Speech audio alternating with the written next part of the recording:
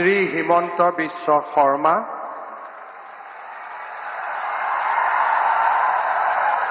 ঈশ্বৰৰ নামত শপত লওঁ যে বিধিৰ দ্বাৰা স্থাপিত ভাৰতৰ সংবিধানৰ প্ৰতি মই প্ৰকৃত বিশ্বাস আৰু আনুগত্য পোষণ কৰিম।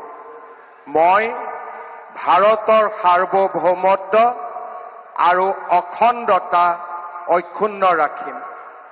মই অসমৰ মুখ্যমন্ত্ৰী হিচাপে মোৰ কৰ্তব্য বিশ্বস্ততাৰে আৰু শুদ্ধ অন্তঃকৰণেৰে সম্পাদন কৰিম আৰু মই ভয় বা পক্ষপাত, অনুৰাগ বা বিদ্বেষ নোহোৱাকৈ সংবিধান আৰু আইন অনুসাৰে সকলো শ্ৰেণীৰ লোকৰ প্ৰতি ন্যায় আচৰণ কৰিম।